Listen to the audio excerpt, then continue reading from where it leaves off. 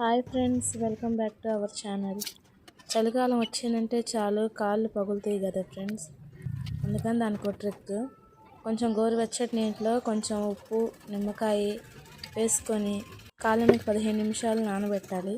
తర్వాత నిమ్మకాయ బద్దతో కాళ్ళని రఫ్ చేసుకోవాలి. 15 నిమిషాలు అయిన తర్వాత బ్రష్ తీసుకొని కాళ్ళని బాగా రుద్దాలి. ఇలా ఒక 4 రోజులు చేస్తే కనుక పాదాల పొగుల నుంచి విముక్తి కలుగుతుంది. ఒకసారి ట్రై చేయండి ఫ్రెండ్స్. మీరు కూడా నా వీడియో కనుక నచ్చినట్టయితే లైక్ చేయండి, షేర్ చేయండి, సబ్స్క్రైబ్ చేసుకోండి ఫ్రెండ్స్.